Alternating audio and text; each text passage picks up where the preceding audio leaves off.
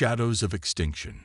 Nobody remembered the exact moment when humanity realized we weren't alone in the universe. Perhaps it was the massive shadow that briefly eclipsed our sun. Maybe it was the sudden, inexplicable failure of our global communications grid. Or possibly it was the eerie silence that followed. A silence that lasted exactly 3 days before the skies opened and hell rained down. The Vorax Dominion didn't announce themselves. They didn't offer terms or demand surrender. They simply arrived, assessed, and began the systematic deconstruction of human civilization. Commander Ilara Chen watched from the reinforced observation deck as New Shanghai burned in the distance. Once a gleaming metropolis of 23 million souls, now a smoldering graveyard. The city had fallen in less than 6 hours, just like London, just like Cairo, just like every major population center the aliens had targeted. Casualty reports from Eastern Europe, Commander, Lieutenant Reyes said, his voice hollow as he handed her the tablet. Kiev and Warsaw are gone. Berlin is under heavy bombardment. Ilara didn't bother looking at the numbers. She'd seen enough death tallies to last several lifetimes. Instead, she stared at the tactical display where red markers, each representing an alien vessel, swarmed around Earth like hungry predators circling wounded prey. Status of Operation Lazarus, she asked. Final preparations complete, Rice replied. General Hammond has given the activation order. We're just waiting for your authorization code. Ilara closed her eyes briefly. 10 years of her life dedicated to a project most of the world never knew existed. 10 years working in secret bunkers beneath the lunar surface, far from prying eyes. 10 years of planning for a scenario everyone had hoped would never happen. And now the moment had arrived. The Council is calling for immediate deployment, Rice added. What's left of them, anyway? The World Security Council, once 192 nations strong, had been reduced to representatives from just 27 countries that still maintained functioning governments. They had spent the first days of the invasion arguing about diplomacy, about surrender, about anything except the truth. Humanity was facing extinction.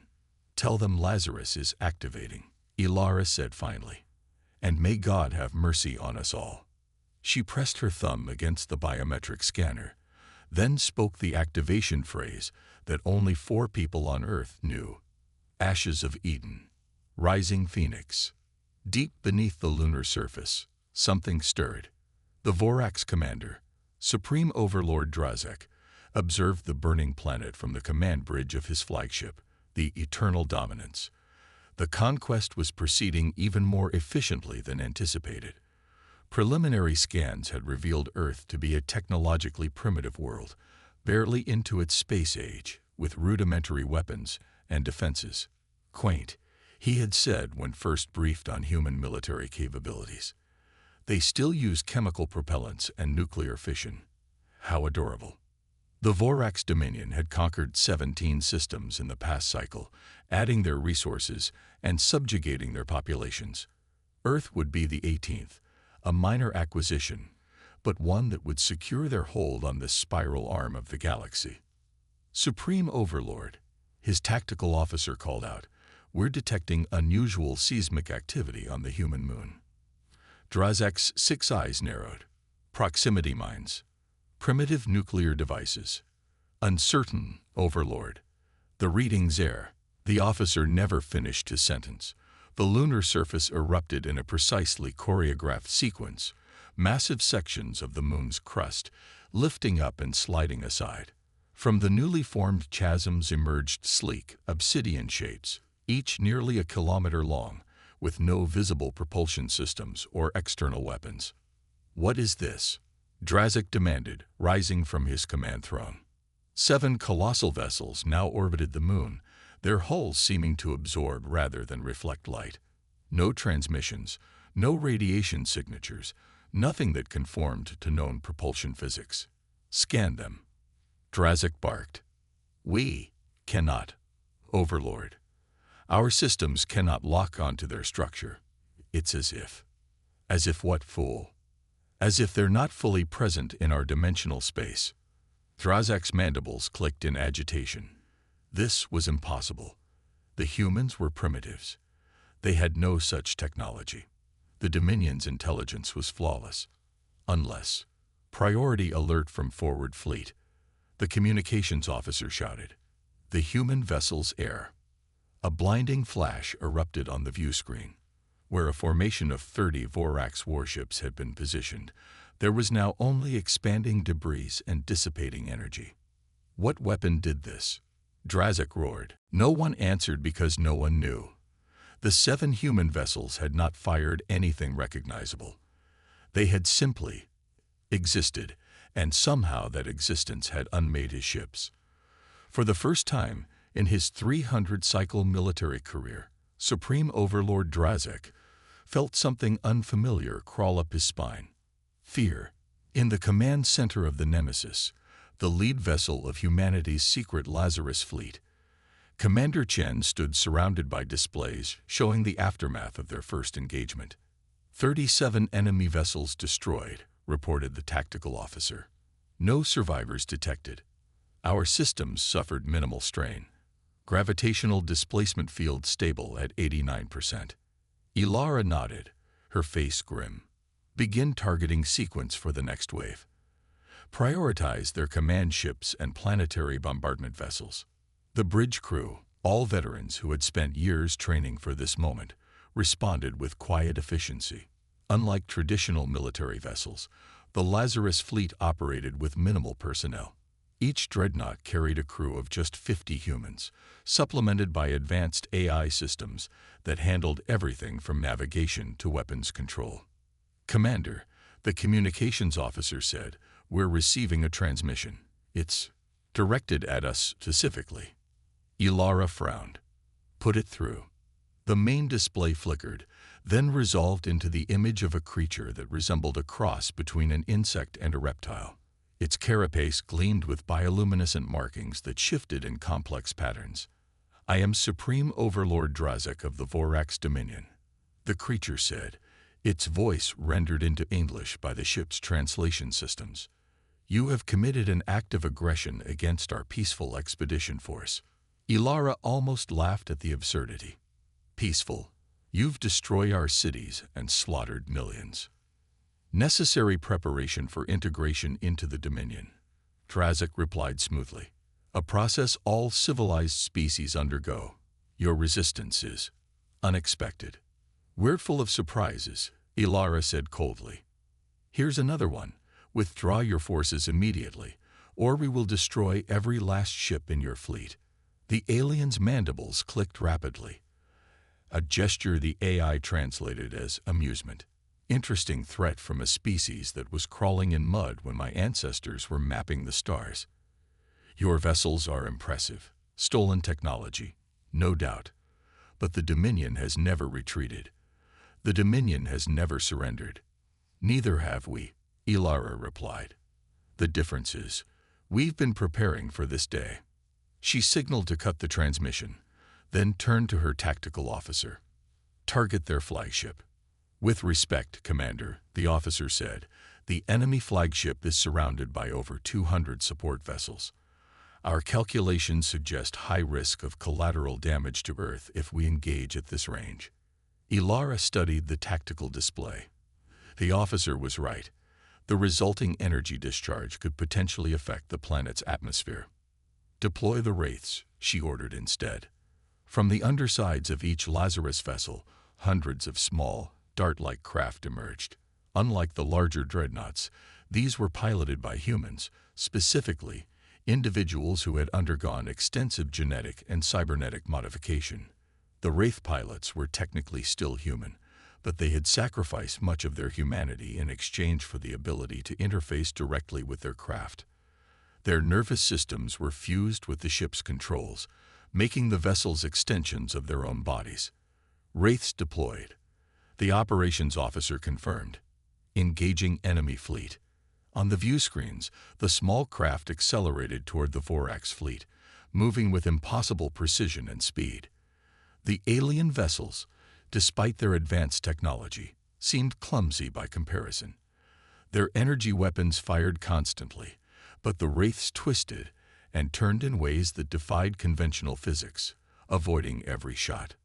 Then they struck. Each wraith carried a singularity charge, a weapon that briefly created a microscopic black hole upon detonation. As they weaved through the Vorax formation, they attached these charges to key structural points on the enemy ships. The Vorax never had a chance to respond. One by one, their vessels imploded, crushed by forces they couldn't comprehend.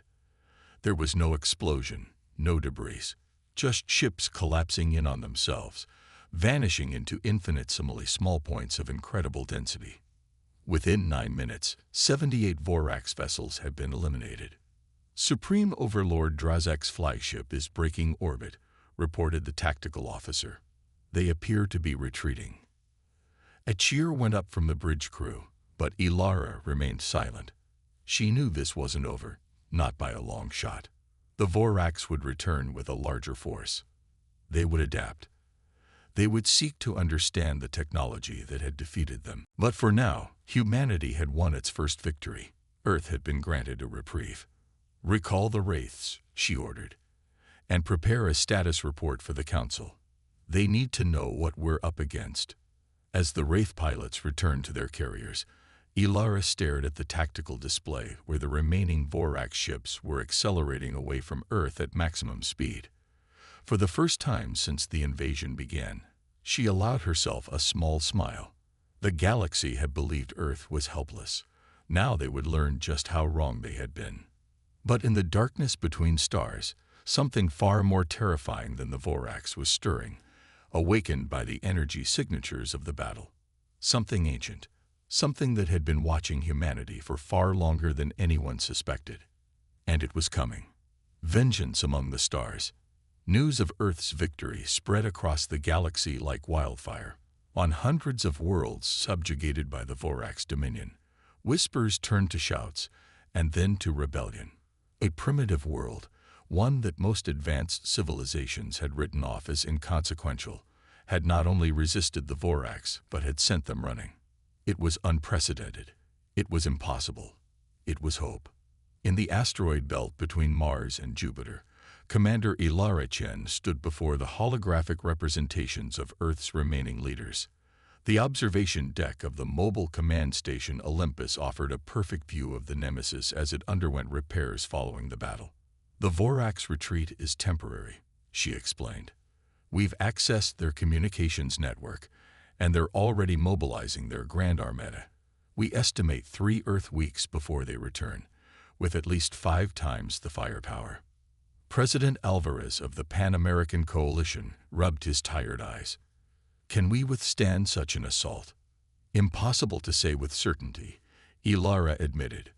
"The Lazarus fleet performed beyond expectations, but we lost 2 vessels and 17 wraith pilots. Our technology is superior in some respects, but they have numbers and experience." "Then we must strike first," said General Zhang of the East Asian Federation. "Hit their core worlds before they can reorganize." Ilara shook her head. "The Lazarus fleet wasn't designed for offensive operations across interstellar distances, and we don't know the locations of all their key worlds." "Actually," a new voice interjected, "we might." All eyes turned to Dr. Marcus Okoro as he stepped into the holographic field. The Nigerian physicist had been one of the key architects of the Lazarus project, specializing in quantum communications. "We've intercepted Vorax transmissions that suggest they fear more than just our weapons," he explained. "They're concerned about something they call the protocol." Ilara frowned. "What protocol?" "Not what, who," Marcus corrected. "We believe the protocol is actually a person, a non-Vorax individual with significant influence within their hierarchy. And this individual appears to be helping us." "A defector?" President Alvarez asked. "Or a spy," General Zhang suggested darkly. "Whoever they are," Marcus continued, "they've transmitted what appears to be strategic information, including the coordinates of the Vorax homeworld and the weakness in their flagship's defensive systems." Ilara studied the data now appearing on her tablet. If this information was accurate, it changed everything. But if it was a trap, we need to verify this, she said finally. And quickly. 10,000 light-years away, on the Vorax throne world of Calvor, Supreme Overlord Drazek faced the Dominion Council, 27 of the most powerful Vorax in the galaxy. Their combined age represented over 10,000 years of conquest and rule. Explain this humiliation, demanded High Elder Zexvora, her carapace bearing the gold etchings that signified her 500-cycle lifespan. How did primitives defeat our vanguard? Drazek lowered his head in submission. The humans concealed their true technological capabilities. Our intelligence was flawed. Flawed, thundered Council Master Thras. An entire battle group vanished. The eternal dominance itself, forced to retreat. This is beyond flawed. This is catastrophic. Drazek couldn't disagree. The defeat had sent shockwaves through the Dominion. Already, 3 subjugated worlds had declared independence, and resistance movements were emerging on a dozen more. The humans employed weapons unlike anything in our records, he explained. They manipulate gravity and dimensional space in ways we thought theoretically impossible. Yet they achieved it, Zexvora said coldly. Which means either they are far more advanced than we believed, or she left the implication hanging in the air. Everyone present understood what she was suggesting. Only one other species had ever wielded such technology. The Precursors, a civilization that had mysteriously vanished 50,000 cycles ago, leaving behind only ruins and mournings. Impossible, Drazek said. The humans are too young. They cannot have discovered Precursor technology and mastered it so quickly. Then how do you explain their capabilities? Asked Thras. Drazek had no answer, but he knew what would happen if he failed to provide one. Immediate execution and replacement. The Dominion did not tolerate failure, especially not from its military leadership. I request permission to deploy the World Breaker, he said finally. A hush fell over the council chamber. The World Breaker was the Dominion's ultimate weapon. A moon-sized vessel housing a star-core engine capable of triggering artificial supernovas. It had been used only twice in the Dominion's long history, both times resulting in the extinction of entire species. You would risk our most sacred weapon against these humans? Zexvora asked incredulously. I would end their resistance decisively, Drazek replied. And in doing so, send a message to all who might be inspired by their example. The council members exchanged glances, communicating through subtle shifts in their bioluminescent patterns, a language too complex for outsiders to interpret. Very well, Zexvora said eventually. The World Breaker will be awakened. But understand this, Supreme Overlord. If you fail again, your lineage will be expunged from the collective memory. Your name will be forbidden to speak. Your genetic material will be cleansed from our repositories. Drazek bowed deeply. I will not fail the Dominion. As he left the council chamber, his primary heart raced while his secondary heart maintained the steady rhythm necessary for clear thought. He would crush these humans and their mysterious technology. He would restore the Dominion's unquestioned supremacy. And then he would find whoever had provided the humans with such advanced weapons and ensure their suffering lasted for cycles. Back on the Olympus station, Ilara and her team had reached a decision. The intelligence from the protocol had been partially verified through other sources, enough to warrant action. It's a significant risk, Ilara acknowledged to the assembled leadership. But if we wait for the Vorax to return with their full might, we may not survive. What exactly are you proposing, Commander? President Alvarez asked. Ilara gestured to the holographic display, which now showed a detailed schematic of what appeared to be a massive space installation. According to our intelligence, this is the World Breaker, the Vorax's superweapon.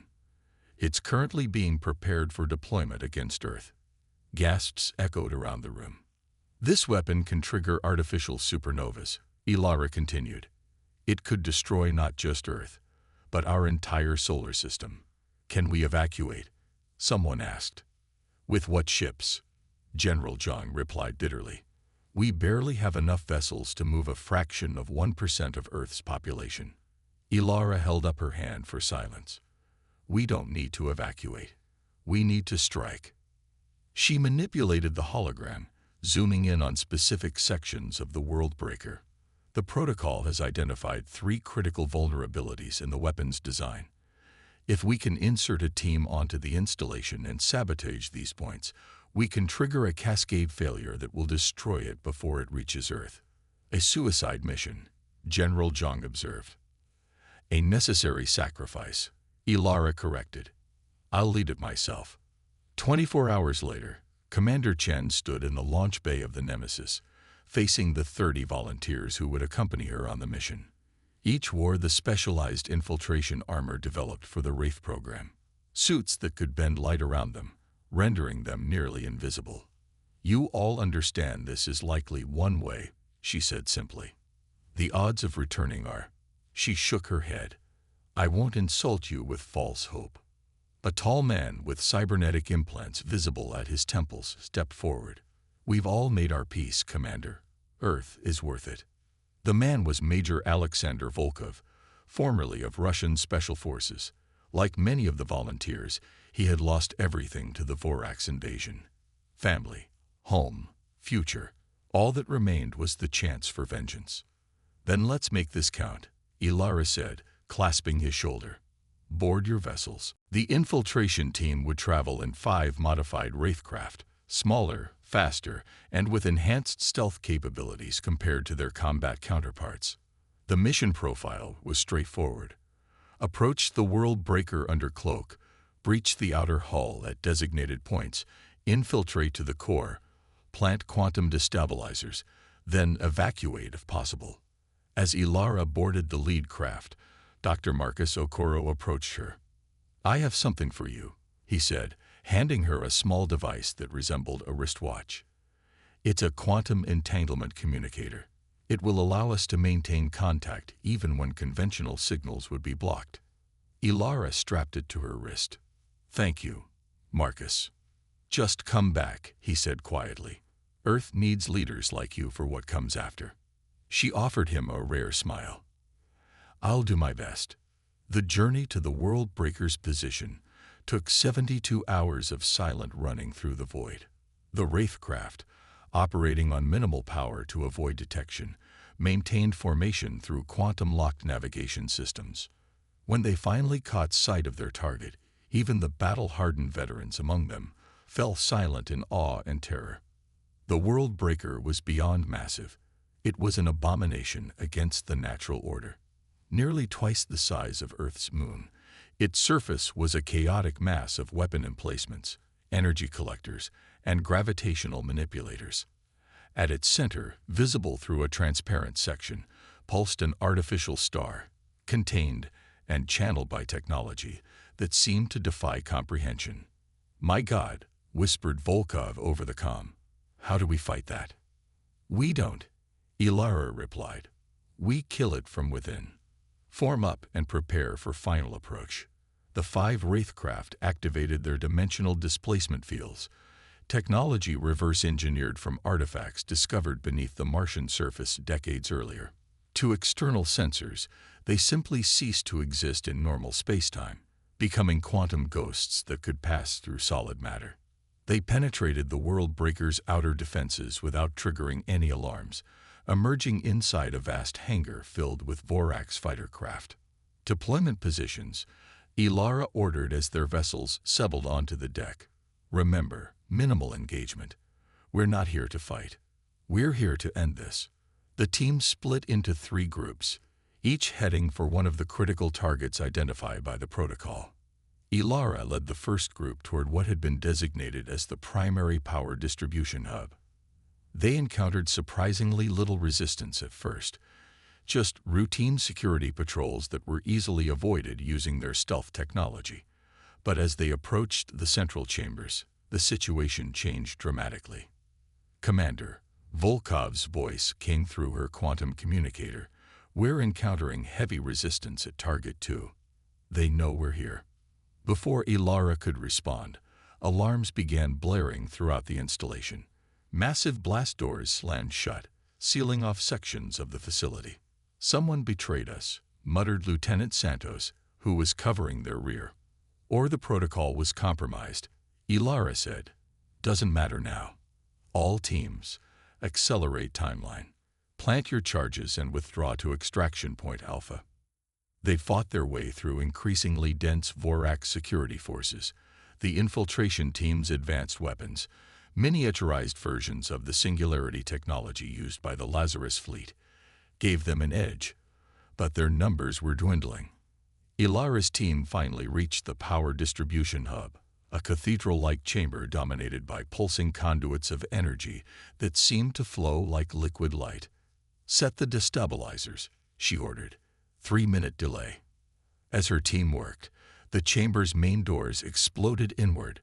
Through the smoke and debris stepped a towering figure that Ilara recognized immediately from intelligence briefings: Supreme Overlord Drazak.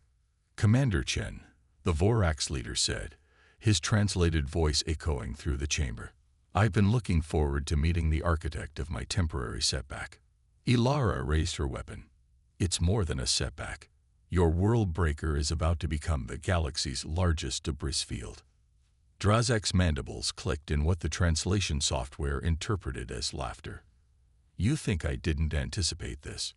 Your protocol contact was identified and processed days ago. Everything they told you was true, except for one critical detail." With a gesture, he activated a holographic display showing the world breaker's true schematics. The points they had targeted weren't vulnerabilities at all. They were part of the weapon's self-destruct system, but instead of destroying the installation, activating them would.